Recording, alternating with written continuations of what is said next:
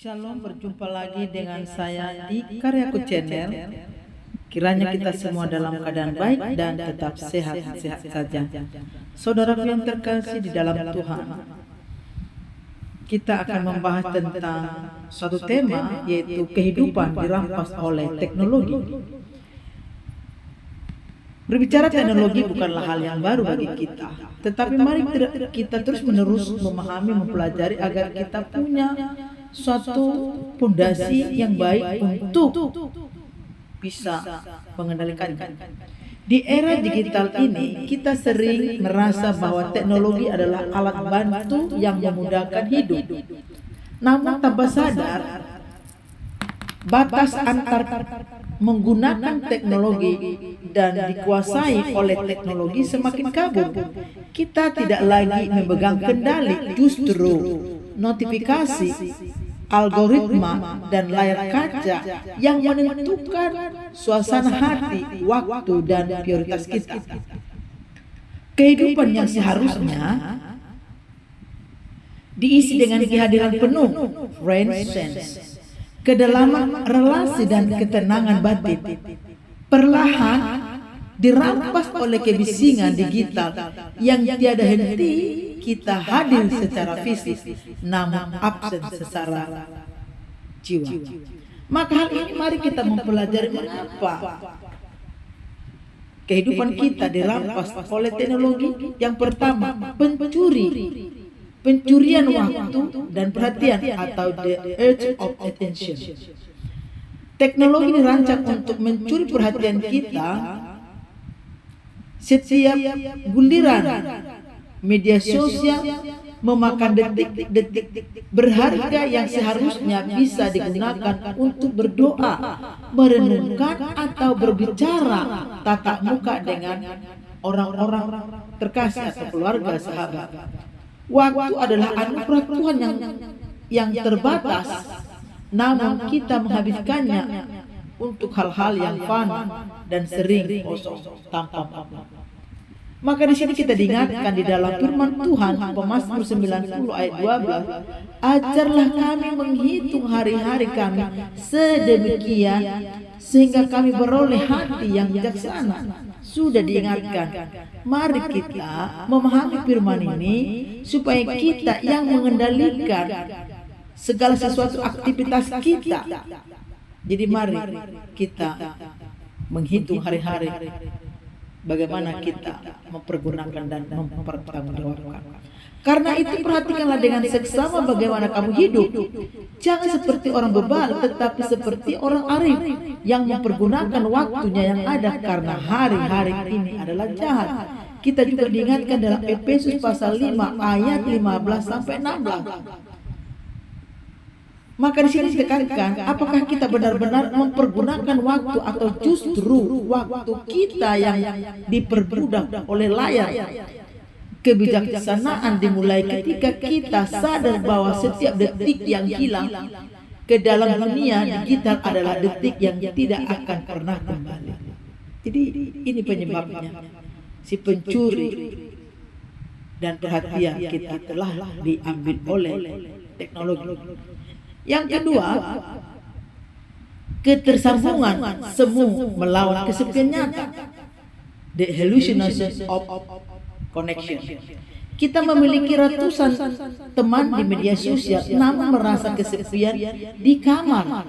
Teknologi memberikan ilusi keterhubungan, tetapi seringkali mengikis kedalaman relasi nyata. Kita lebih mudah mengira emoji daripada mendengarkan keluhan kesah sahabat. Kita lebih sibuk memotret momen untuk dibagikan daripada menikmati momen tersebut bersama Tuhan dan bersama sesama. Relasi menjadi dangkal, transisional, dan berbasis pencitraan. Maka diingatkan kita dalam firman-Nya, siapa yang berjalan dengan orang bijak menjadi bijak, tetapi siapa yang bergaul dengan orang bodoh menjadi malang. Amsal 13 ayat 20. Maka dengan ini, siapa yang menjadi pengaruh utama dalam firman kita? Anda yang bisa menjawab dan memberikan solusi. Janganlah kamu menjadi serupa dengan dunia ini, tetapi berubahlah oleh pembaruan budimu. Sudah ditegaskan. Maka berhati-hati dalam pergaulan baik di media sosial, dan berhati-hatilah Anda bermedia sosial. Dunia digital sering menuntut kita untuk serupa dengannya. Pencitraan sempurna, validasi dari like dan kompetisi status. Namun Tuhan memanggil kita untuk tetap antuasis, ya. Kita harus bersemangat. Kita harus semangat dalam kasih yang nyata, bukan hanyalah, bukan sekedar koneksi data. Apakah layar telah menggantikan meja makan sebagai tempat persekutuan? Jadi mari kita tetap antusias di dalam hal memahami dan memberikan keputusan bagaimana kita mengendalikan hal itu semua. Maka yang ketiga adalah kehilangan keheningan dan kemampuan merenungkan, the loss of self. Teknologi membunuh keheningan. Selalu ada suara, berita, musik, atau video yang mengisi setiap celah kesunyian. Padahal dalam keheningan suara Tuhan seringkali paling jelas terdengar. Ketika kita takut pada keheningan dan segera mengisi kekosongan dengan gawe, kita kehilangan kesempatan untuk mendengarkan bisikan hati nurani dan suara Roh Kudus. Jiwa menjadi lelah karena terus-menerus dipompa informasi tanpa jeda. Kita diingatkan dalam hal ini Pemazmur 46 ayat 11. Diamlah dan ketahuilah bahwa akulah Allah. Artinya di sini, mari kita sibuk dengan mencari hadiratnya Tuhan, berada di dalam hadiratnya Tuhan, maka kita mampu memperdengarkan suara Tuhan. Ya, Pemazmur sudah menekankan kepada kita. Tetapi banyak orang berkata, siapa yang akan menunjukkan kepada kita apa yang baik? Terangilah wajahmu atas bumi, ya Tuhan. Engkau telah memberikan sukacita dalam hatiku. Maka hal ini konteksnya kita mencari Tuhan, bukan mencari hiburan. Jadi mari yuk kita memberikan waktu kita bersama dengan Tuhan. Dan juga 1 Raja-Raja 19 ayat 11 sampai 13, di mana Tuhan tidak berada dalam angin kencang atau gempa, tetapi dalam suara diam halus. Maka di sini saudara yang terkasih dalam Tuhan, teknologi membuat kita bising dari luar sehingga kita menjadi tuli dari dalam. Tanpa keheningan iman kita bisa menjadi dangkal karena tidak pernah diuji dalam kesendirian bersama dengan Tuhan. Yang keempat, penyembahan berhala modern, ya. Dengan adanya teknologi ini menjadi sumber utama kenyamanan identitas dan kenyamanan kita. Ia berpotensi menjadi berhala. Kita cemas jika ponsel hilang, marah jika signal lemah, dan merasa tidak berharga jika postingannya tidak dipresensi atau tidak diapresiasi. Ini adalah bentuk penyembahan yang dimana ciptaan teknologi mengambil tempat sang pemilik sebagai pusat kehidupan. Dan juga dikatakan di dalam Keluaran 20 ayat 3, janganlah ada padamu Allah lain di hadapanku. Segala sesuatu diperbolehkan tetapi tidak semua berguna. Segala sesuatu diperbolehkan tetapi tidak semuanya membangun. Artinya di sini di dalam 1 Korintus 10 ayat 23, memang teknologi membantu kita, tetapi tidak semua itu berguna. Maka perlu ada sensorisasi atau kita memfilter apa hal-hal yang baik dan berguna. Ya, maka di sini teknologi adalah hamba yang baik, tetapi Tuhan yang buruk. Jika kita tidak bisa hidup tenang tanpanya, maka ia telah menjadi tuan atas hati kita. Pertanyaannya, bukan apakah teknologi itu jahat? Melainkan Apakah teknologi telah mengambil tahta yang seharusnya hanya milik Tuhan? Maka dengan ini saudaraku yang terkasih, mari kita mengendalikan semua.